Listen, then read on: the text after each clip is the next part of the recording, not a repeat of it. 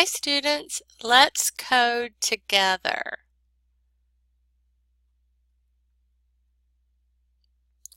We have a patient that's being seen today for retinopathy due to type 1 diabetes mellitus.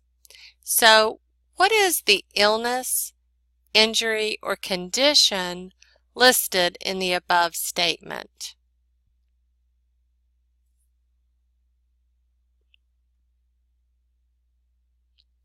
You could say that the patient has retinopathy. Try to write this with my stylus.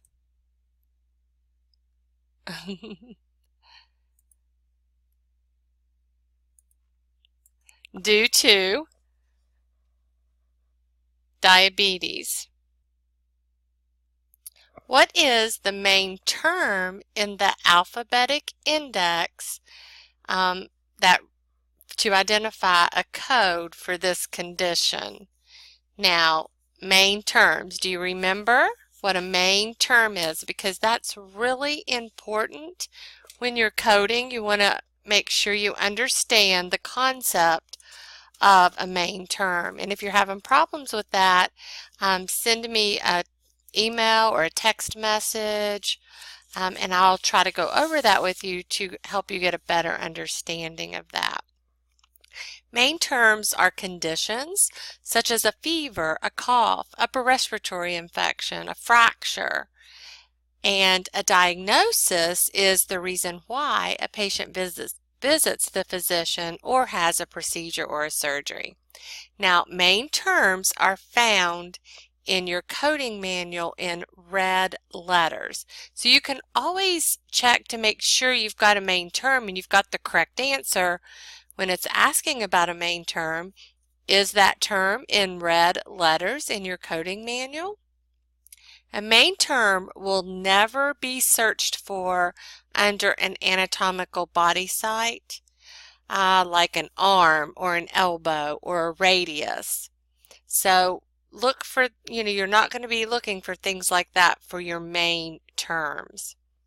So, what is the main term in the alphabetic index for the condition that we're talking about? Now, if you are looking up here at the different terms, it could be retinopathy. Oops. Let's see if I can get my pen on there. It could be retinopathy, or it could be diabetes. So the patient's being seen today for retinopathy. So for learning reasons, let's choose retinopathy as our main term.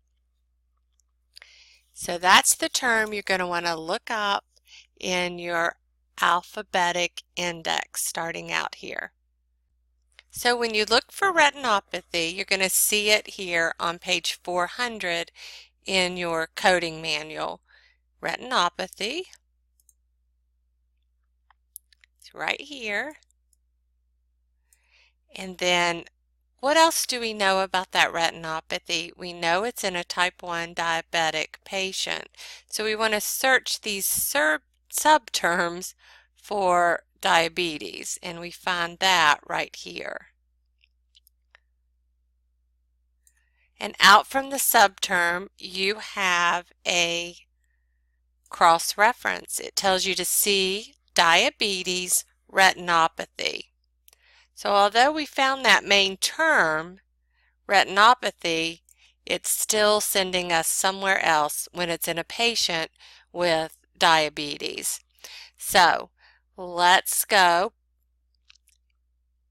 back to diabetes in our alpha index, and it's on page 192. And we want to search for retinopathy under diabetes. You can notice it is in alphabetical. And there we see retinopathy, E11.1. E10.319. Now if I'm going too fast and you haven't found it, this is the beauty of video, is you can pause me and catch up. So let's go back into the tabular index and look at E11.319.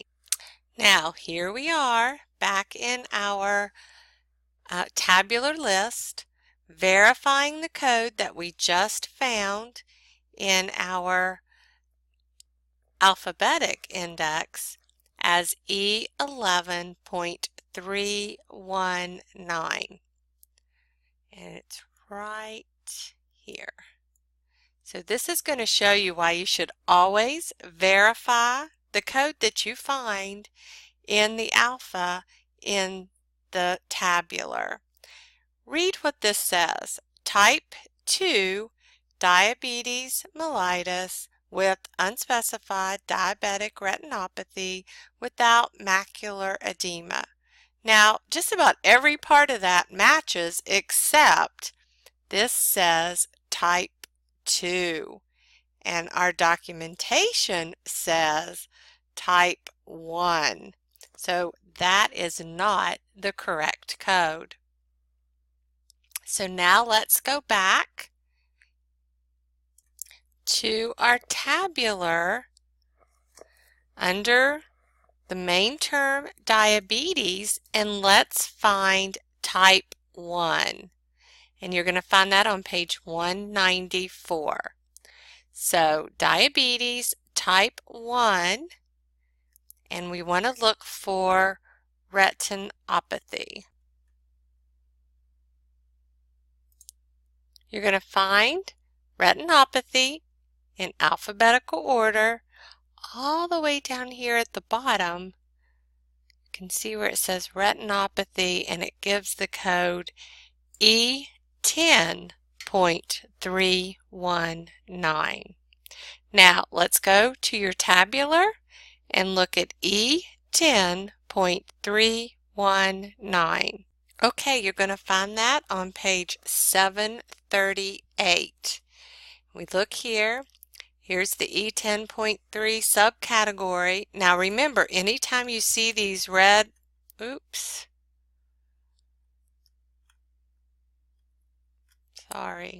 anytime you see these red stop signs in front of your code, that means that you do not have a valid code and you need to keep looking and find the correct code. So E10.319 is right here, and it says type 1 diabetes mellitus with unspecified diabetic retinopathy without macular edema, and that codes everything in our statement. So E10.319 would be your correct code for that. I hope that's helped you get a better understanding of how to look the codes up in your coding manual. Just give me a call or a text or an email if you have any questions.